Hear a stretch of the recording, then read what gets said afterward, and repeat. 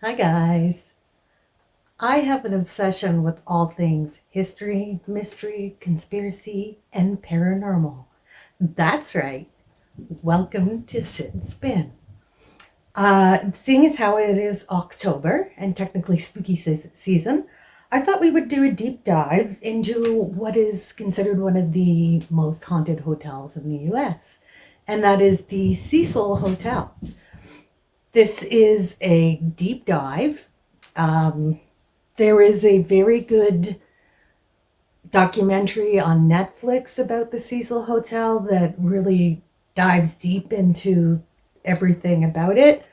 But there are some things that they didn't explore that I want to get into because after I watched the documentary, I went, huh? And I did some deep diving. So I would recommend watching the documentary, but I will try to cover as much as I can as we spin. Today we're going to be doing some merino nylon roving, just a nice gray color, and once it's spun, I'm planning on dyeing it. So let's reposition the camera and let's take a visit to the Cecil Hotel.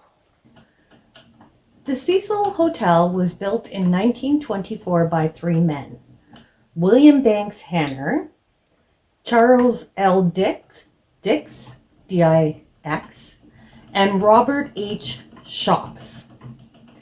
It was supposed to be a destination for business travelers and tourists, and so it was designed by Loy Lester Smith in the Beaux Arts style and was constructed by W. W. Payton at a cost of $1.5 million in 1924.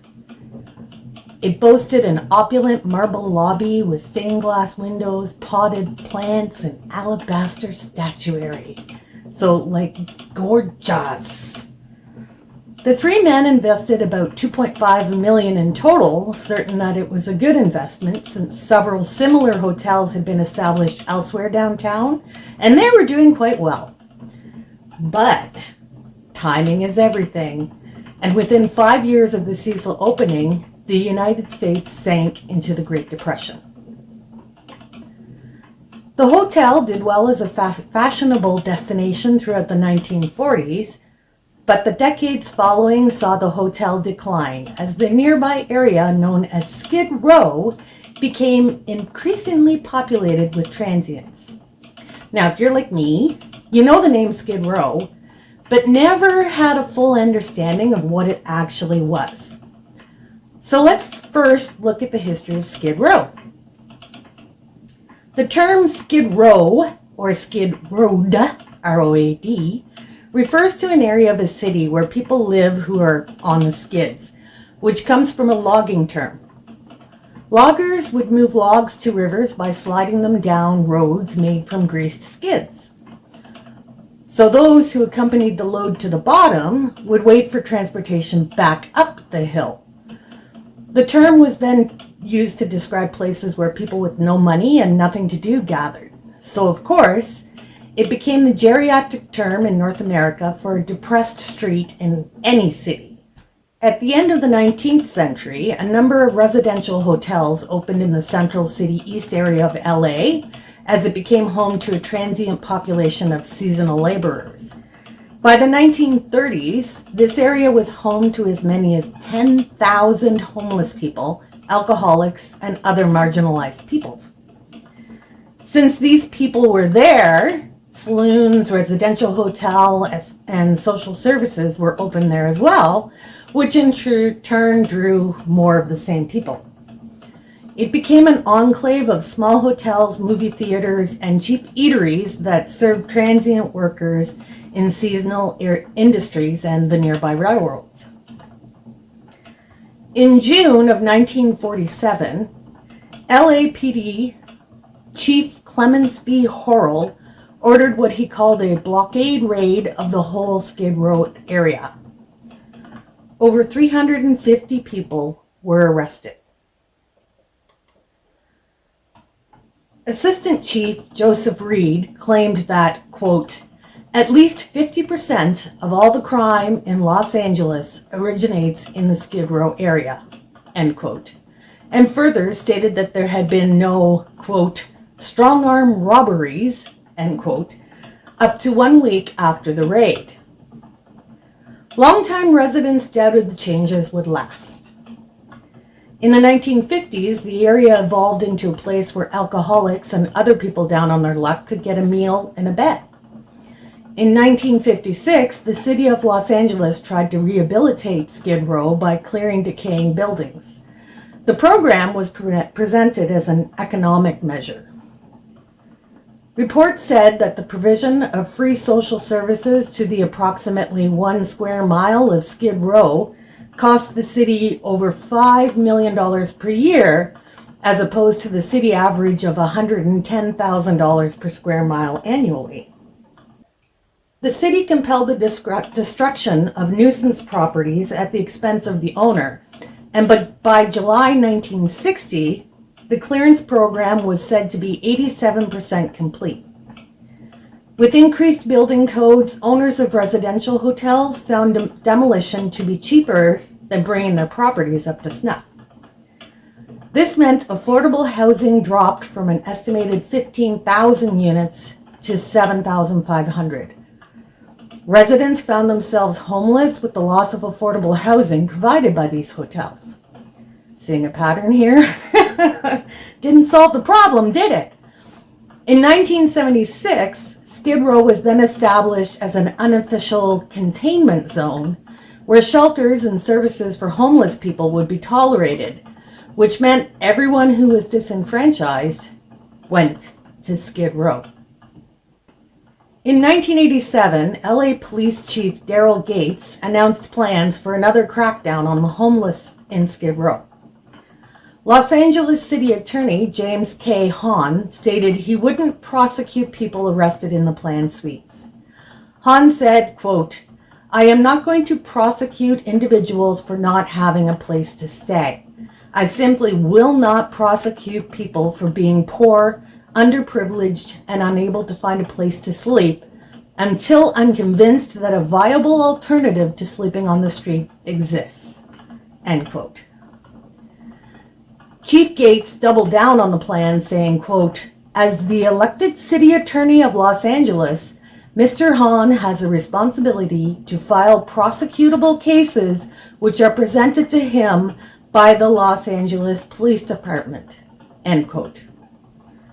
There was some pushing and debate back and forth, but eventually City Council passed a motion to not enforce the anti-camping laws until adequate housing could be found for the area's residents. In September 2005, hospitals and law enforcement agencies were discovered to be dumping homeless people on Skid Row. The LA City Attorney investigated more than 50 of about 150 reported cases of dumping, and by early 2007 had filed charges against one hospital, Kaiser Permanente. But there's no law specifically covering the hospital's actions, so it was charged with false imprisonment. In response, California State Senator Jill Cedillo sponsored legislation against patient dumping in February 2007. That's right, 2007. This is not that long ago. Since 2013, there have been 8 additional cases of patient dumping settled with various hospitals around LA to the tune of over $4 million. Over the years, police policies have been debated and enacted and withdrawn, but through it all, Skid Row remained. As of 2019, the population of Skid Row was 8,757. It contains one of the largest stable populations of homeless people in the United States. It covers 50 city blocks, which is about 2.7 square miles, east of downtown LA, bordered by 3rd Street to the north, 7th Street to the south, Alameda Street to the east, and Main Street to the west. The Cecil Hotel is located at 640 South Main Street, right on the edge of Skid Row. Perhaps because of this, the hotel has a long history of dark and tragic events, which led to it being known as the Suicide Hotel. In the 1930s alone, the Cecil Hotel was home to at least 6 reported suicides. A few residents ingested poison, while others shot themselves, slit their own throats, or jumped out their bedroom windows. Now, trigger warning, these are going to be some deaths, some suicides. Don't listen if it's going to upset you. In 1934, Army Sergeant Louis D. Borden slashed his throat with a razor. Less than 4 years later, Roy Thompson of the Marine Corps jumped from atop the Cecil Hotel and was found on the skylight of a neighboring building. In 1962, 65-year-old George Gianni was walking by the Cecil with his hands in his pockets when Pauline Otten, 27, jumped from her 9th floor window and landed on him. Her fall killed them both. There were numerous other suicides, but there were also murders and weird deaths. In September 1944, 19-year-old Dorothy Jean Purcell was staying with Ben Levine, 38, at the Cecil. She woke in the middle of the night with stomach pains and went to the floor's common bathroom so she wouldn't disturb Levine. To her complete shock, she gave birth to a baby boy. She had no idea she had been pregnant, and mistakenly thinking her newborn was dead, Purcell threw her live baby out the window and onto the roof of the building next door. At her trial, she was found not guilty of murder by reason of insanity, and she was admitted to a hospital for psychiatric treatment. The Cecil Hotel has also served as a home for not one, but 2 serial killers. In the mid-1980s, the Night Stalker, Richard Ramirez, murdered 13 people. He lived in a room on the top floor of the hotel during much of his killing spree. After killing someone, he would throw his bloody clothes into the Cecil Hotel's dumpster and just saunter into the hotel lobby either completely naked or only in underwear. Journalist Josh Dean said, quote, "None of which would have raised an eyebrow since the Cecil in the 1980s was total, unmitigated chaos," end quote. Ramirez was ultimately convicted of 13 counts of murder, 5 attempted murders, and 11 sexual assaults. Then, in 1991, Austrian serial killer Jack Unterweger was also called the hotel home. I'm hoping it's Unterweger, right? W's or V's in German? Let's go with that. So Unterweger, a supposedly rehabilitated convicted murderer out on parole, was hired by an Austrian magazine to write about the difference between US and European attitudes to prostitution. So he flew to LA and checked into the Cecil, apparently because of its connection to Ramirez. Unterweger met with local police and even participated in a ride-along of the city's red light districts. During this time, 3 sex workers, Shannon Exley, Irene Rodriguez, and Peggy Booth, were beaten, sexually assaulted with tree branches, and strangled with their own bras, which is a pretty distinct signature. After a worldwide manhunt, Unterweger was arrested by U.S. Marshals in February 1992. He was convicted of 9 murders worldwide, including the 3 sex workers in LA. He committed suicide in jail rather than serve his life sentence. While we know the whole story of some episodes of violence in and around the Cecil Hotel, some murders and incidents have remained unsolved, leading to the dark legend of the so-called haunted hotel. There's even a link to the legendary case of the Black Dahlia. Elizabeth Short, who came to be known as the Black Dahlia after her gruesome 1947 murder in Los Angeles, reportedly stayed at the hotel just before her mutilation death, which still remains unsolved.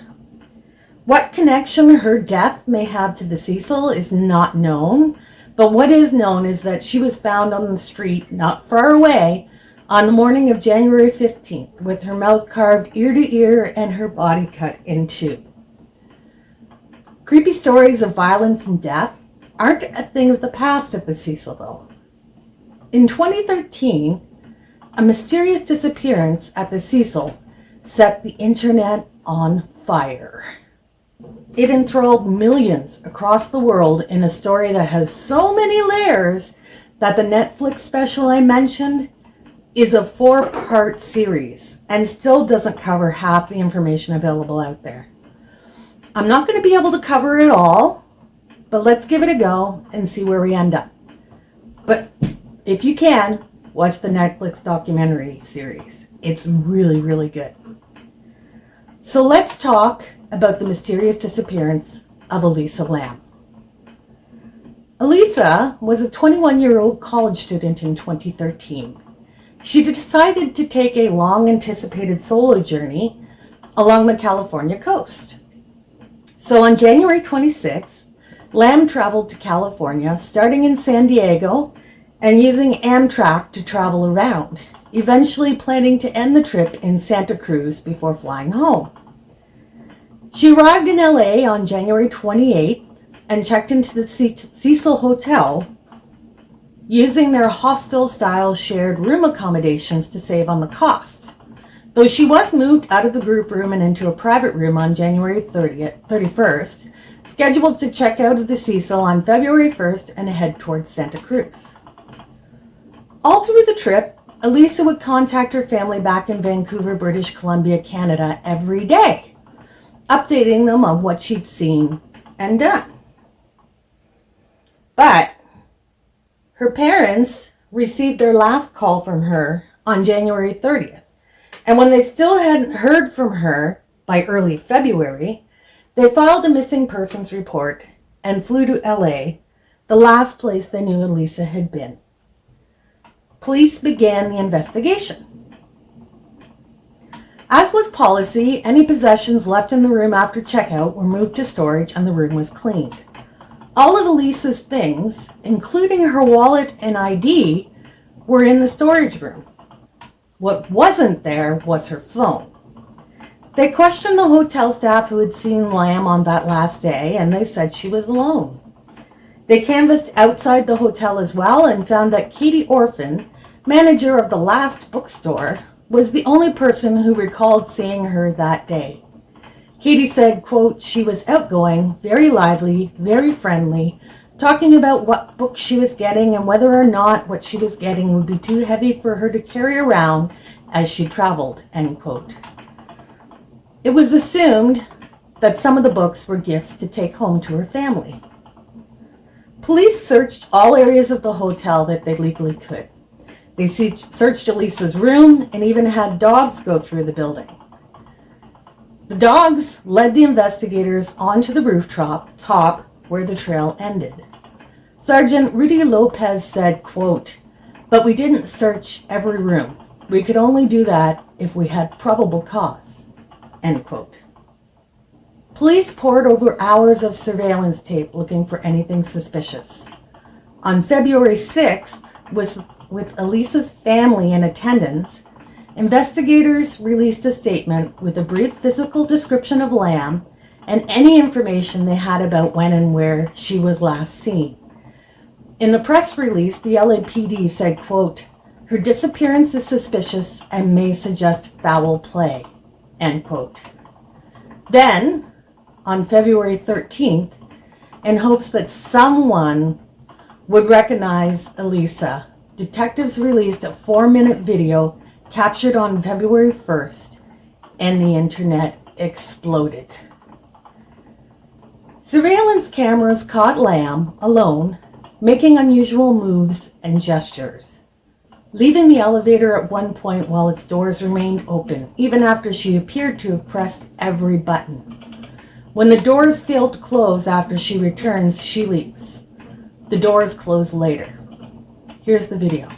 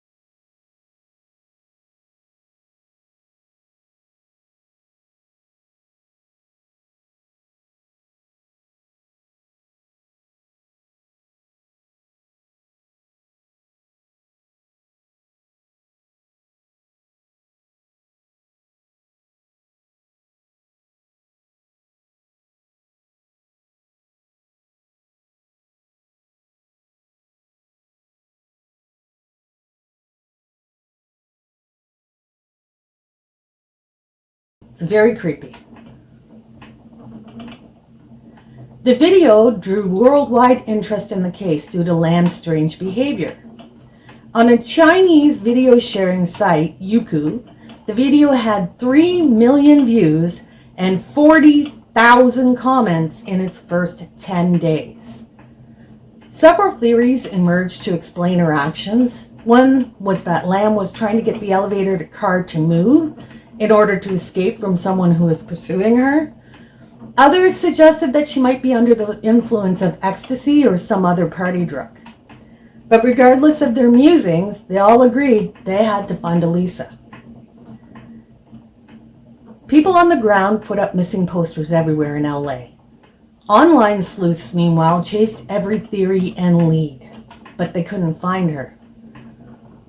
During this time, the guests at the hotel began to complain about the water, saying the pressure was low, the water was discolored, and that it had an unusual taste. 3 weeks after Lam disappeared, on the morning of February 19th, Santiago Lopez, a hotel maintenance worker, went to the rooftop and found Lam's body in one of the 4,000-gallon tanks that provided water to guest rooms, a kitchen, and a coffee shop. Through the open hatch, he saw Lam's naked body lying face up in the water. According to a statement by the chief of the Los Angeles Fire Department, the tank in which Lamb's body was found had to be drained completely and then cut open from the side to remove her 5'4" frame. Nobody had any idea how Lamb's corpse ended up in the hotel's water tank or who else might have been involved. Until an autopsy was done, they couldn't even predict the cause of death due to the decomposition of the body. It wasn't until February 21st that the LA Coroner's Office issued a finding of accidental drowning. The internet lost its collective mind. The water tank she was found in was approximately 10 feet high on top of a 10-foot platform, and the access lid weighed 20 pounds. Elisa was petite, about 5'4" tall and only about 115 pounds. The roof could only be accessed by an exterior fire escape ladder and an alarmed door that needs a key to shut the alarm off. The alarm wasn't activated, so that left the fire escape outside. Could someone have forced her up there, or did she climb up by herself? It really was insane, the synchronicities and happenstance that came together in a perfect storm of wild theories that exploded into full conspiracy and cover-up. This is where the story really gets started, despite how long I've been talking already. This is the next epic tale, and I want to cover it all. So let's dive in. So, one of the first things that internet sleuths latched onto was the fact that the police had been right there on the roof of that building with dogs, and they hadn't found any trace of Elisa going to that water tank on the roof. There's a reason for that. That very day was when the case of Christopher Dorner exploded into violent action. So let's have a look at this. Christopher Jordan Dorner was a former LAPD police officer who committed a series of shootings targeting law enforcement officers and the daughter of a retired police captain. He killed 4 people and wounded 3 others before dying during a standoff with San Bernardino County's sheriff's deputies. Dormer graduated from Southern Utah University with a major in political science and a minor in psychology. In his teens, he had decided to become a police officer after dealing with incidents of racism during his childhood. He started with a stint in the Navy Reserve, and while undergoing training in Enid, Oklahoma, he and a classmate discovered a bag containing $8,000. The two handed the bag into the police because Dorner believed in having integrity. During his time as a naval reservist, Dorner joined the LAPD, graduating from the academy in 2006. His probationary officer stint was interrupted when he was deployed by the Navy, but he returned in July 2007 when he was paired with training officer Teresa Evans to complete his probation. According to the Los Angeles Times, Evans alleged that on his first day with her, he told her that he planned to sue the LAPD because of how the LAPD had responded to complaints he had previously made against his classmates. Then, on July 28, 2007, Dorner and Evans responded to a call from the Doubletree Hotel in San Pedro. Christopher Gettler, who had schizophrenia? Let's try schizophrenia. With severe dementia, was causing a disturbance which isn't unusual when the mentally ill often don't receive the treatment and assistance they need. Dorner filed a report at this time alleging that Evans had used excessive force in her treatment of Gettler, accusing her of twice kicking Gettler in the chest and once in the face while he was handcuffed and lying on the ground. Gettler's father testified that his son had told him he had been kicked by a police officer. However, Dorner didn't file his report until the day after Evans gave an evaluation saying he needed to improve his performance. It's suspicious timing. The LAPD did investigate the complaint through an internal review board of 3 members, 2 LAPD captains and a criminal defense attorney. During the 7-month investigation of Dorner's complaint, Evans was assigned to desk duty and was not allowed to earn money outside of her LAPD job. The review board heard from a number of witnesses, 2 hotel employees that did not see Evans kick Gettler, and a Port police officer who said he did not see Evans kick Gettler, though some of his statement contradicted photographs from the scenes. On the day of the alleged abuse, Gettler was brought to the police station and given medical treatment for injuries to his face, but did not mention being kicked at that time. Gettler's father testified that later that day, Gettler said he had been kicked by an officer. In a videotaped interview shown at the hearing, Gettler stated that he was kicked in the face by a female officer on the day and in the place in question, but when Gettler testified at the hearing, his responses were described as, quote, generally incoherent and non-responsive, end quote. Quote.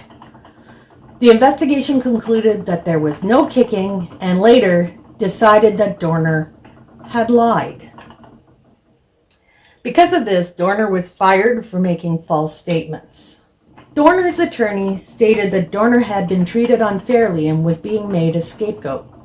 They appealed his termination, and Judge David Yaffe wrote he was, quote, uncertain whether the training officer kicked the suspect or not, end quote, but upheld the department's decision to fire Dorner. Yaffe said he would presume that the LAPD's accusations that Dorner's report was false would stand, even though he did not know if Dorner's allegations against Evans were false. So basically he said he didn't know if the incident happened, but that Dorner should be fired regardless. Dorner was understandably enraged and yelled out, quote, I told the truth. How can this happen? End quote. Dorner appealed to a higher court, but they also agreed that unless Dorner could prove he didn't falsify the reports, the courts had to side with the LAPD. The appeals court concluded that the LAPD had substantial evidence for its finding that Dorner was not credible in his allegations against Evans. In early February 2013, Dorner posted a detailed 11,000-word post on his Facebook page discussing his history, motivations, and plans. This became known as his manifesto, which tells you things are not going to go good. Nobody with a manifesto ends up being a good person. He listed 40 law enforcement personnel whom he was prepared to kill and stated, quote, I know most of you who personally know me are in disbelief to hear from media reports that I am suspected of committing such horrendous murders and have taken drastic and shocking actions in the last couple of days.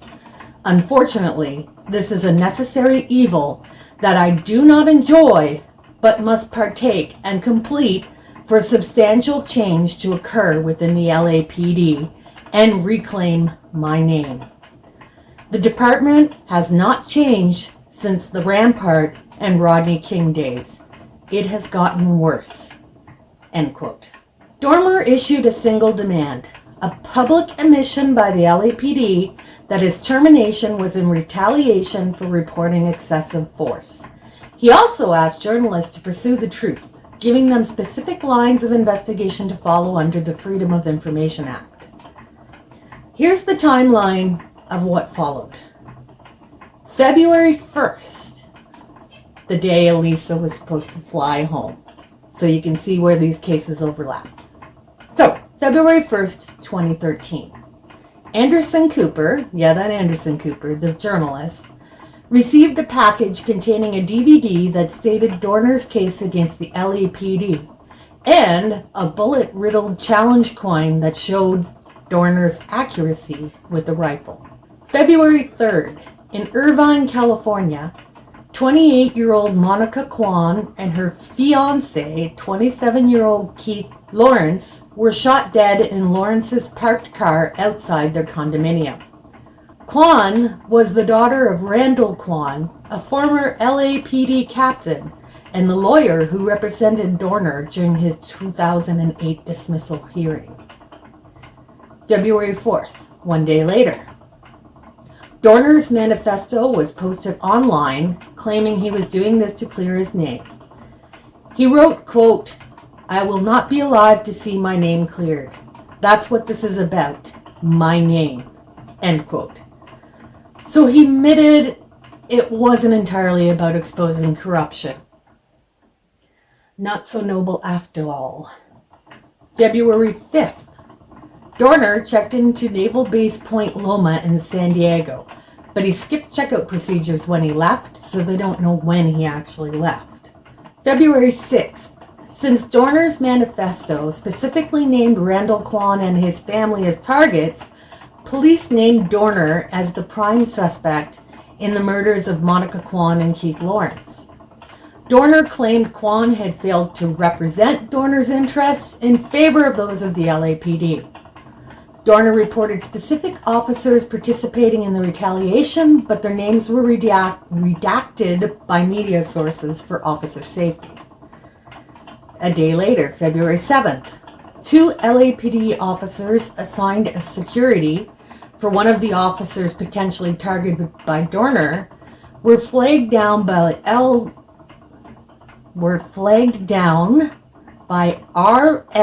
McDaniel at about 1 a.m. McDaniel reported seeing Dorner at a gas station in Corona.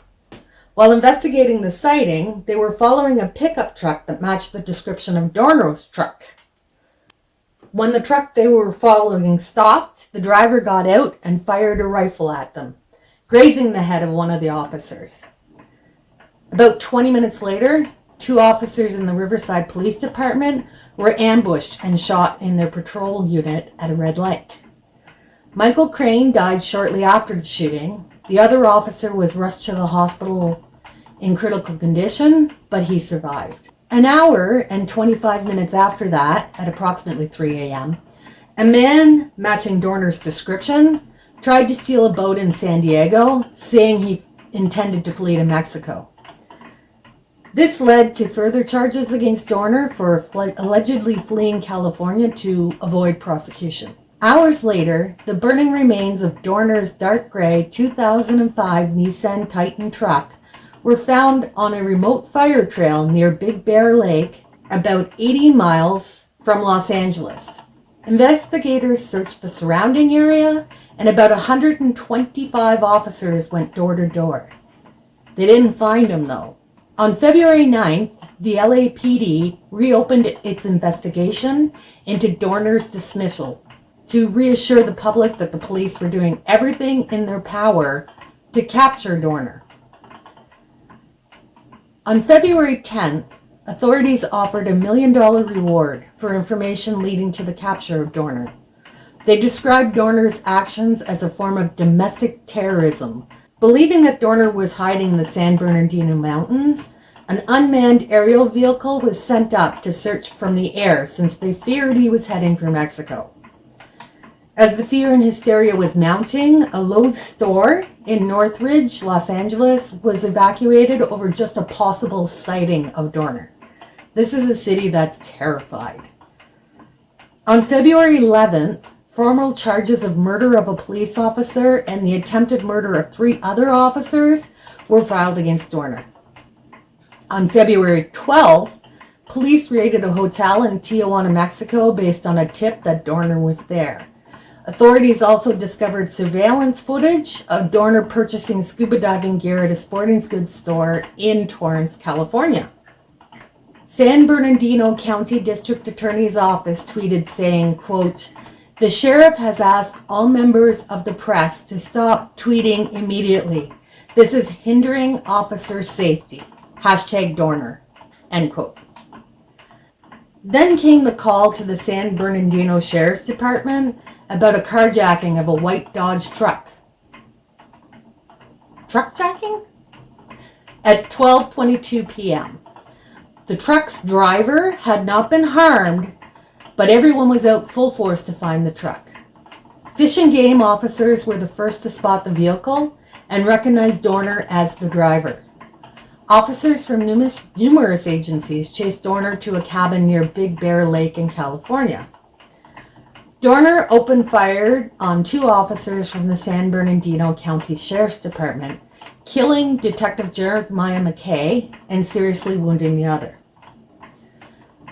The Sheriff's Department confirmed that Dorner was barricaded in a cabin in a rural area northeast of Angeles Oaks, California, and that the building was surrounded by law enforcement. It was unclear at the time if there were hostages in the cabin with Dorner, so authorities set up a 3-mile perimeter around the cabin, and residents were told to remain inside with their doors locked. Police attempted to force Dorner out of the cabin with tear gas, using loudspeakers to demand that he surrender. He didn't respond, so they used a demolition vehicle to knock down most of the walls of the building. Then they shot pyrotechnic tear gas canisters into the cabin, which caught the cabin on fire. The canisters are nicknamed burners, as they often do cause fires. Shortly thereafter, a single gunshot was heard from the cabin. Ammunition was exploding from within the cabin, which made it too dangerous to try to put out the fire. Experts debate on whether it was justified to use pyrotechnic devices to end the standoff instead of waiting for Dorner to come out. February 13th, human remains were found in the cabin. A wallet with Dorner's driver's license was also found in the rubble. San Bernardino County Sheriff John McMahon disputed rumors that deputies had intentionally burned down the cabin. You can see that this is just insane. Everything is like, woo! And at the same time, they're trying to find Elisa Lam. They're not very focused, though.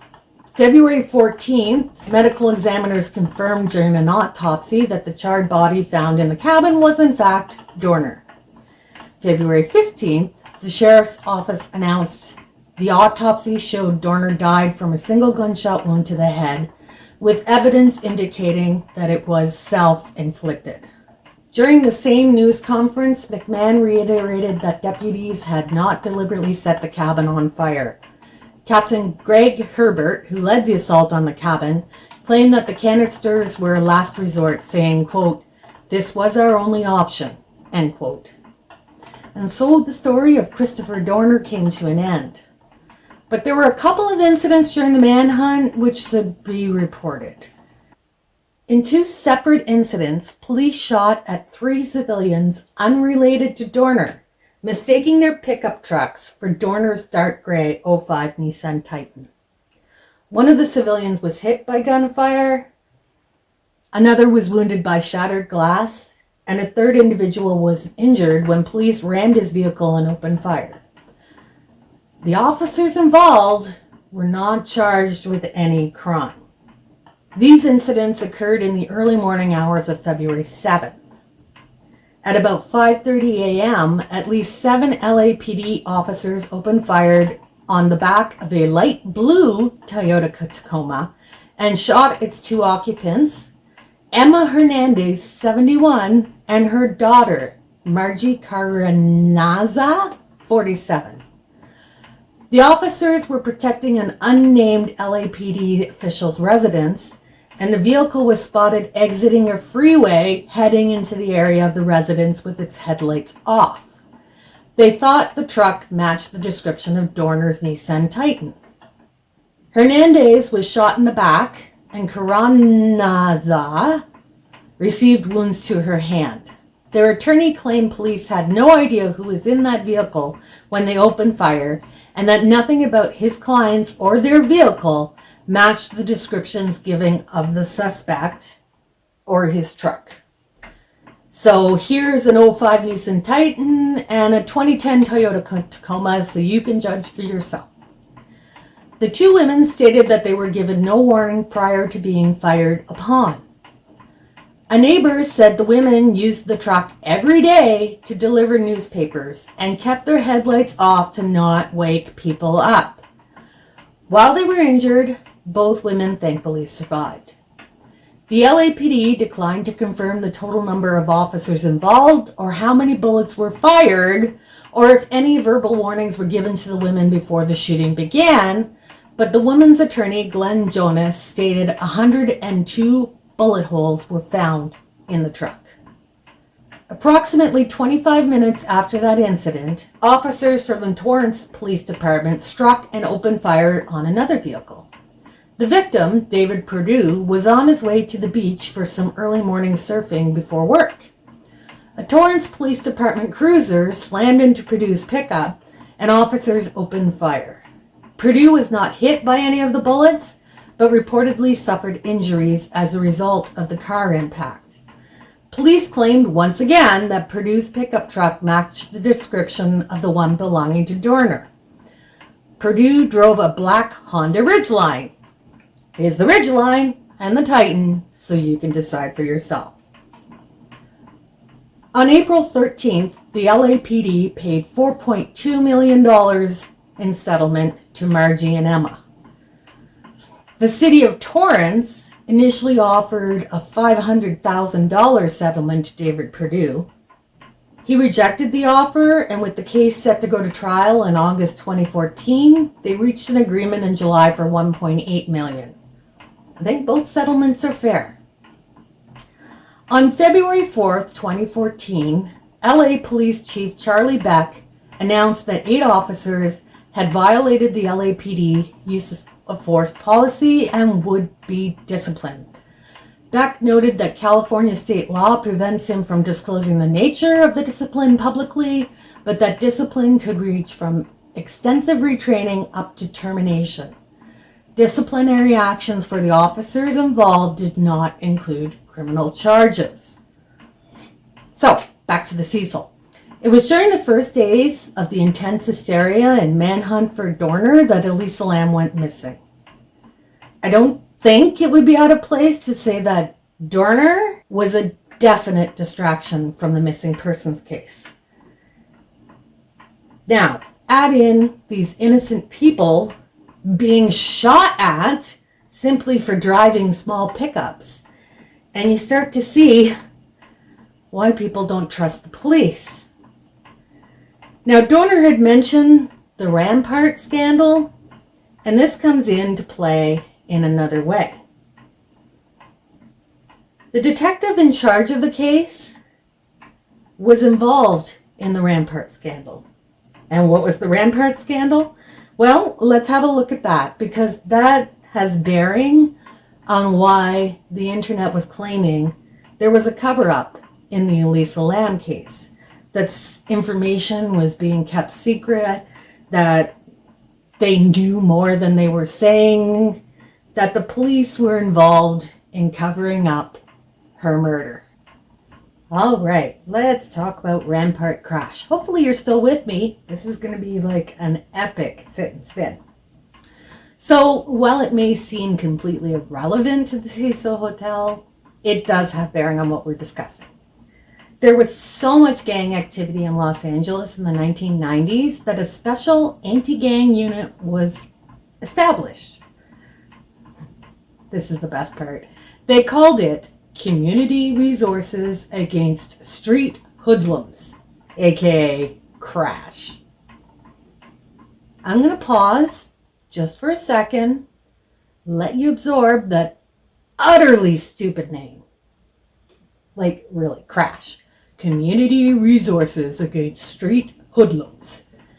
They just wanted to use the word crash to sound cool, which they did not.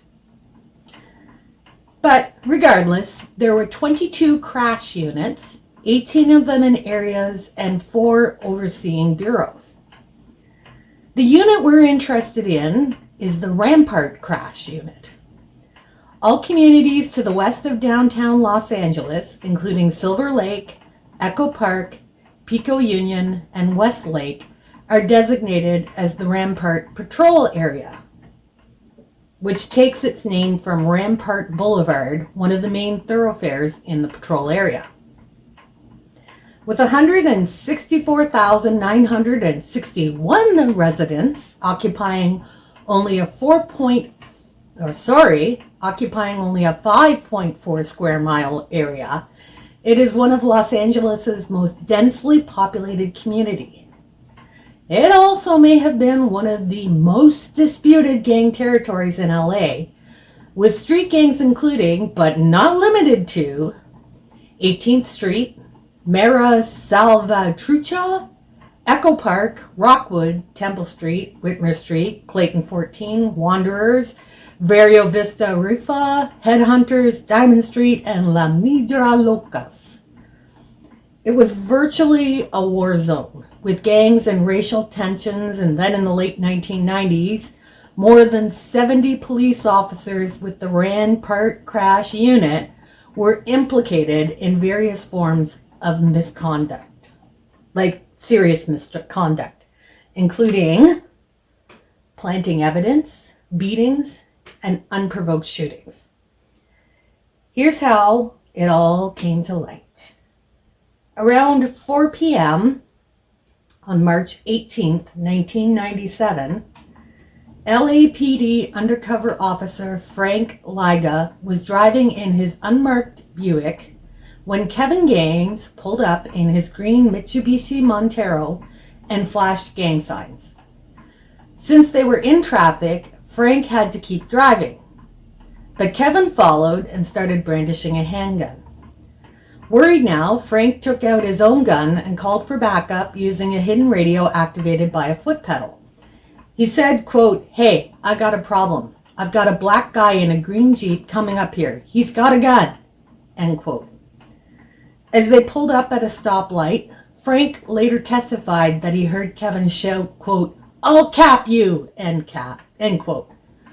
In plausible fear for his life, Frank fired his duty pistol twice into Kevin's SUV, one of the bullets lodging in Kevin's heart.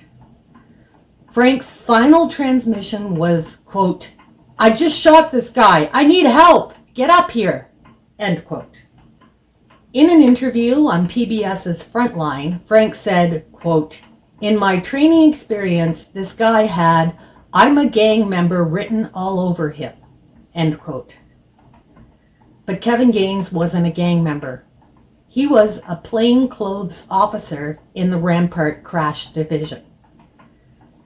In the ensuing investigation, the LAPD discovered that Kevin had apparently been involved in similar road rage incidents, threatening drivers by brandishing his gun. The investigation also revealed that Kevin was associated with both Death Row Records record label and its controversial owner and CEO, Suge Knight. Death Row Records, which was alleged to be associated with the Blood Street Gang, was hiring off-duty LA police officers to serve as security guards, and Kevin was one of those officers. There were 3 separate internal investigations before Frank was exonerated of any wrongdoing. The LAPD concluded that the shooting was, quote, "in policy," end quote, and was not racially or improperly motivated. But within 3 days of the incident, Kevin's family retained attorney Johnny Cochran, yeah, that Johnny Cochran, to file a wrongful death lawsuit for $25 million. The city eventually settled for $250,000. Frank, understandably, was angry the city settled, denying him the chance to fully clear his name. Judge Schultletler wrote a letter to LAPD Chief Bernard Parks stating, quote, "Had the matter been submitted to me for a determination, I would have found in favor of the city of Los Angeles," end quote.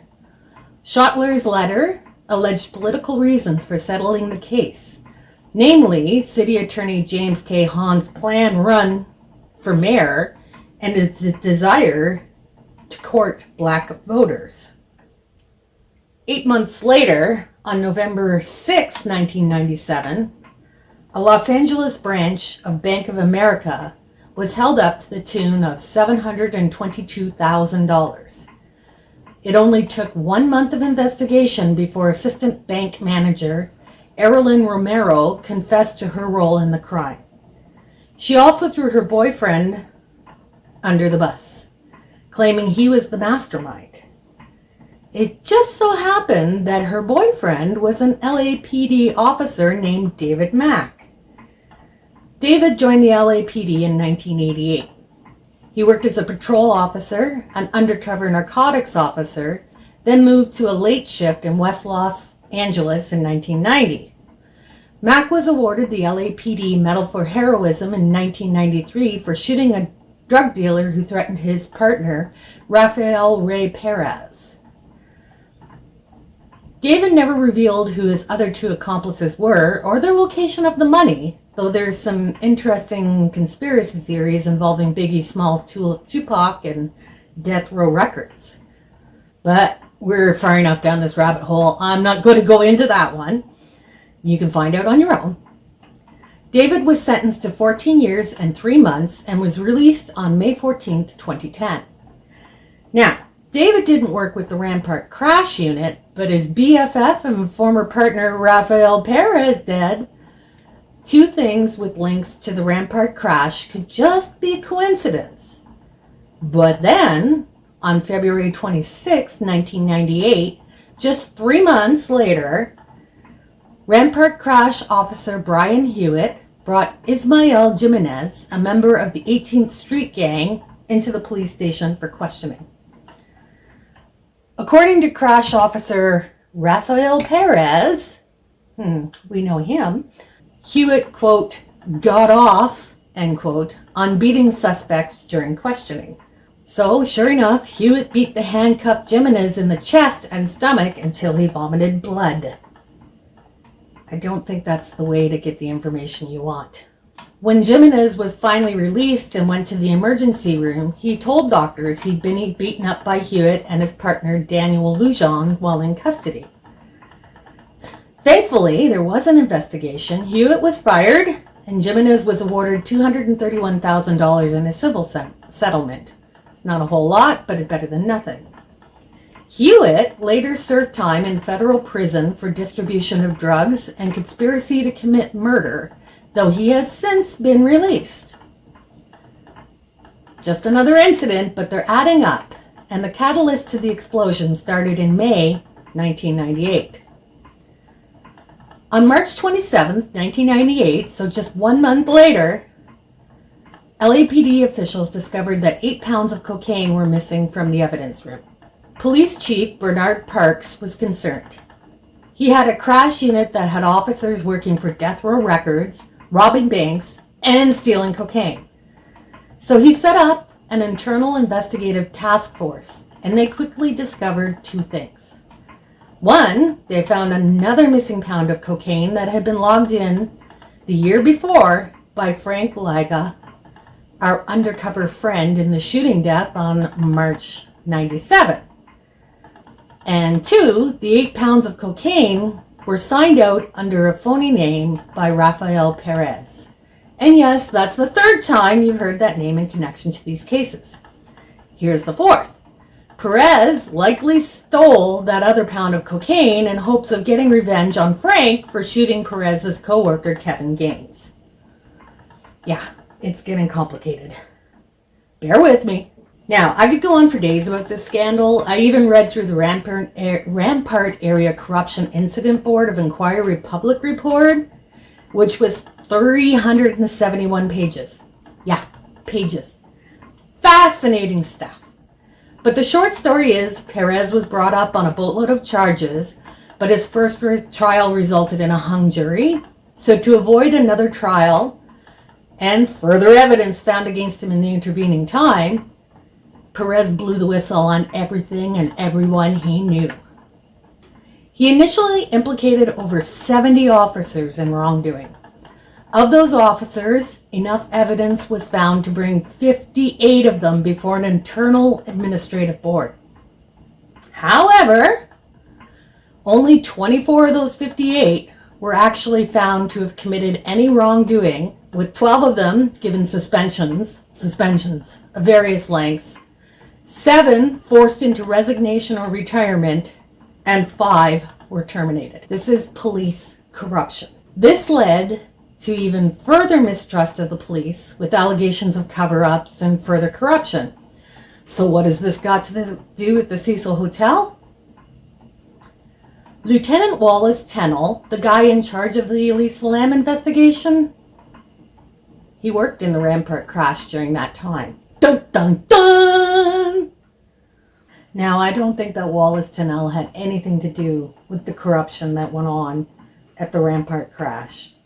Everything I've seen shows him to be an upstanding police officer, to the point that when he took his assignment in a Los Angeles neighborhood that was less than great, he moved his family there because these were the people he was policing and he felt he should live among them. Now, because of where he lived, his 18-year-old son was killed due to random street violence. He said, quote, "I have seen my share of people killed for no reason at all during his years as a police detective."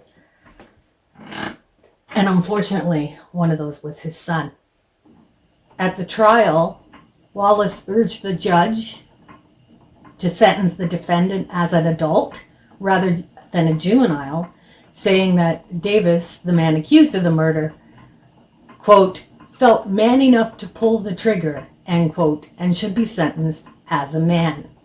Wallace's son, Wallace Tennell Jr., said he wanted Davis, the accused, to know that, quote, "the first detective at the scene of the crime was the father of the person murdered," end quote.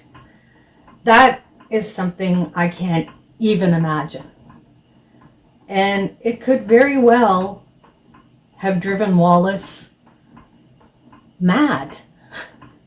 He could have ended his career there. He could have moved his family away from that neighborhood. His son was gunned down on the street for no reason. There's no indication that his son was a member of any gang. It was literally just random violence. But instead, Wallace stayed with the LAPD, and he led a long and distinguished career as a very effective detective. It was sheer chance that he ended up on the Elisa Lam case. It was sheer coincidence that he had been part of the Rampart crash back in the 90s. But to people on the internet, this was indication of police corruption, that they were hiding something in this case, that the distraction of their coworkers being murdered by a ex-police officer gone rogue didn't seem to have any bearing on the investigation. I'm sorry, but people are people, and things like that are going to affect you. So, let's investigate some of the theories of what happened to Elisa Lam. What led her to be found drowned in that water cistern on the roof of the Cecil Hotel. Of course, the first one is that she was murdered. One of the biggest factors that leads people to say she was murdered is the fact that it was initially reported that the heavy lid of the cistern was closed when her body was found. Because the water level of the tank was not to the top, if she had gotten into that tank by herself, how could she have pulled that heavy lid closed after her? It wasn't on a hinge. She would have had to hang, pull the lid over, and drop down into the tank. And it seemed very unlikely that she could have done that herself. But it turns out the hatch was open. The maintenance worker who found her body closed the hatch after he found her body to cover, keep the gruesome discovery from sight, while he went to inform the hotel manager of what he had found. Now, she was naked in the cistern, but her clothes were there. It's not unheard of for people suffering from hypothermia to shed their clothing, which after a while of being in the water, she probably would have been suffering from hypothermia and would have taken off her clothes. These things can be explained. That big one, though, was that hatch, and the fact that it was actually open, it kind of puts that one to the side. But in the murder vein, there was, of course, a theory that someone in the hotel was involved in Elisa's death. If you look at the time displayed of the CCTV footage of her in the elevator, the timestamp is kind of blurred, and it suggests that it's been tampered with.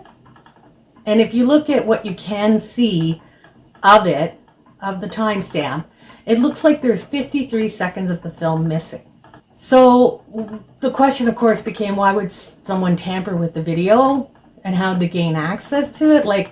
They would have to be a hotel employee, or perhaps it was someone in the police department, which again points back to our poor detective Wallace Tennell, who seems to have been nothing but a stand-up police officer, but because of past associations with places that he had worked, he again was under suspicion.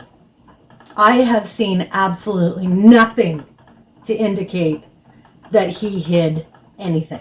Nothing. I want to stress that. I don't think he had anything to do with it.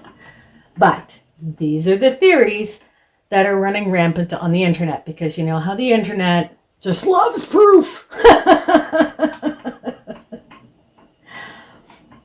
So there was another little odd coincidence here that just sort of freaks me out and is kind of creepy. The last place where Lisa was seen in person was the last bookstore. So the last bookstore's domain name is registered, and it's registered to V5G4S2 as its postal code. If you know anything, that's a Canadian postal code. And when you enter this code into Google Maps, it pinpoints the exact spot where Lisa Lam is buried. Very odd, but my suspicion is that somebody changed it after her death to indicate this, but I don't know that for sure. I can never find a timeline on when it was discovered that this domain was registered to where Lisa Lam is buried. But I suspect it's somebody on the internet trying to make it creepy when it's already creepy. Have you seen the elevator footage? Yes, you have, because I showed it to you. Another weird theory is that her death was a copycat of a film. Web sleuths investigating the case quickly saw that it very closely mirrored a horror film called Dark Water. In the film, the body of a girl is found in a water tank on top of an apartment block after guests noticed the water looked dark and tasted funny. Sound familiar? Yes, indeed it does. And here's another little creepy bit. The girl who was found in that movie, her name was Cecilia, which is close to the Cecil. Some people thought that maybe Eliza's death was the result of someone trying to copycat the film in real life. But it's just another one of those weird coincidences that seem to just surround this case. It's insane. Just insane. So while we're being insane, let's go completely off the map. As the online communities began investigating Elisa Lam's death, they noticed there was an outbreak of tuberculosis in Skid Row, which, as we've discussed, is very close to the Cecil Hotel. And it happened around the time she went missing. Now, why does this seem to relate back to Elisa Lam other than timing? Hold on to your butts. They discovered that the test for the specific strain of tuberculosis that was going around Skid Row was called the Lam-Elisa test. Yeah, no, I'm not kidding. It's the Lam-Elisa, which stands for liporabinomamine, which is the Lam part, enzyme-linked immunosorbent assay. ELISA. It's just, every time I hear that, I just sit there and go, whoa. Like, I mean, it's a crazy coincidence.